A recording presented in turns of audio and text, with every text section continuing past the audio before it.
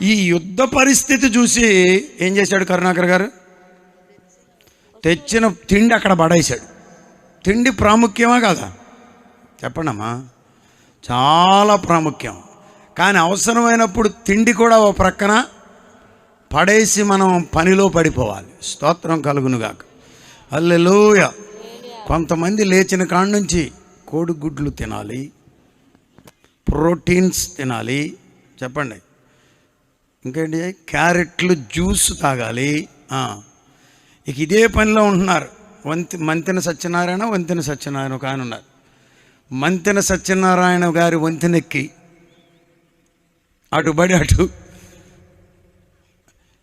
ఎంతసేపు తిండే కొంతమందికి రెండో పని. తిండిని అక్కడ పడేశాడు. తిండి చాలా ప్రాముఖ్యం, కానీ అక్కడ పడేశాడు. యుద్ధంలో పడిపోయాడు. భారతదేశంలో క్రీస్తు కొరకు దురాత్మల శక్తులతో పోరాడవలసిన సమయం వచ్చింది. ఇప్పుడు మీరు తిండి మీద కాదు మీ కాన్సన్ట్రేషన్. వాళ్ళు ఏదో చెప్తారు మీకు, 100 మంది రకరకాలైన విషయాలు చెప్తారు. ఎన్ని ఉన్నప్పటికీ కూడా దానిని పక్కకు నెట్టి యేసుతోటివిగాను పోదుమా, అడ్డుగా వచ్చు వైరి గెల్వనో, యుద్ధన తంబుతో పోదుమా. హల్లెలూయా. స్తోత్రం చెప్పండి. హల్లెలూయా. మనం ఇక్కడ పని చేస్తున్నామంటే, మీటింగ్ జరుగుతుందంటే యుద్ధనాదం. సైతాన్ గాడి గుండెల్లో గుర్రాల సౌండ్ వినబడాలి. అమ్ము నాయనోయ్, రథాలు వచ్చేస్తున్నాయి రా బాబోయ్, సైన్యం బయలుదేరిందిరా నాయనోయ్ అనే భయం వాడికి. నువ్వేంటి వచ్చిన కాడి నుంచి కునుకుబాట్లు పడుతున్నావు? సరే, ఎవరికైనా అలసిపోయేస్తే ఒకసారి ఓకే, ఇక పద్దాకా ఇదే పనా? మందిరంలోనూ ఇదే పని, మీటింగ్లోనూ ఇదే పని. వద్దంటే నువ్వు ఆటో ఎక్కి కూర్చుంటావు. యుద్ధనాదము నీలో నుండి బయటకు రావాలి. అసలు ఈ అధ్యాయం చదువుతుంటే ఉందండి, విన్నాడంట వాడు వేసే పిచ్చగంతులన్నీ. అతడు వారితో మాట్లాడుచుండగా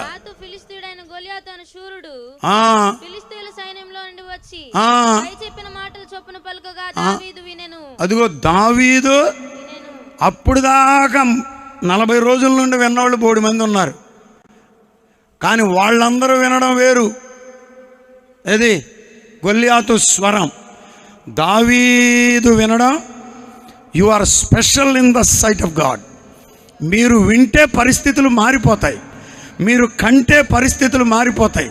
అక్కడ 1,00,000 మంది ఉంటే ఉండొచ్చు, కానీ మనం వేరు. మనం వింటే వాడి చరిత్ర తిరగ రాయబడుతుందంతే. నీకు స్పెషల్ వినికిడిని ప్రభువు ఇచ్చాడు. దేవునికి స్తోత్రం. వీడికి తెలియదు పాపం అభిషేక్తుడు వింటున్నాడని. వీనికి తెలియదు దేవుని చేత అభిషేకింపబడిన వాడు వచ్చాడని ఈ రాత్రి. దేవునికి స్తోత్రం. హల్లెలూయా. మళ్ళా మొదలెట్టాడంట. ఏది? రోజు మొదలెట్టే ప్రెస్ మీటే. ఎప్పుడైతే దావీదు విన్నాడో వాని పరిస్థితి అయిపోయింది. దేవునికి స్తోత్రం. హల్లెలూయా. చూసారా? ఈ రాత్రి నీవు కూడా దావీదు వలె.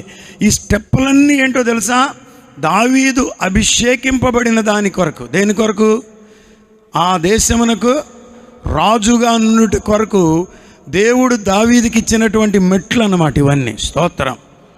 హల్లెలూయా. ఒక్కొక్క మెట్టు ఎక్కాడు. దేవునికి స్తోత్రం. గొర్రెల దగ్గరకు వెళ్ళాడు. అక్కడి నుంచి నాన్న మాట విన్నాడు. అక్కడి నుంచి గోధుమలను భుజం మీద వేసుకున్నాడు.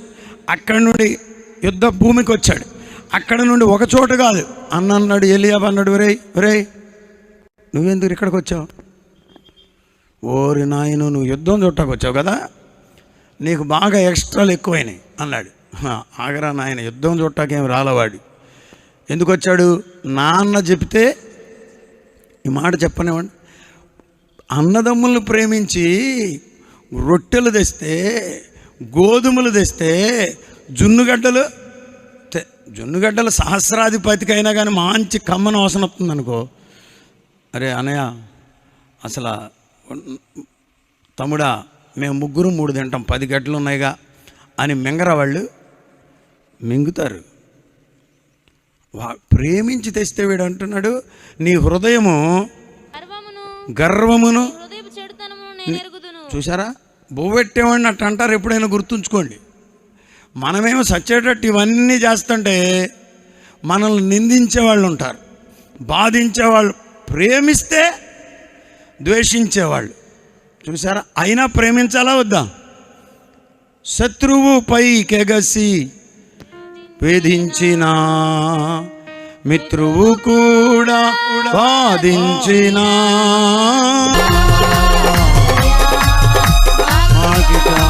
హల్లెలూయా, హల్లెలూయా. బయట ఉన్న వాళ్ళు పుల్ల పెడుతున్నారంటే వేరే సంగతి. లోపల అన్న ఏమంటున్నాడు? నువ్వు గర్వముతో నింపబడి నీ హృదయం చెడిపోయినందుచేత మా దగ్గరకు వచ్చా. వాస్తవంగా దానికే వచ్చాడా? అక్కళ్ళు చెప్పండి. ప్రేమతో వచ్చాడు. స్తోత్రం, హల్లెలూయా.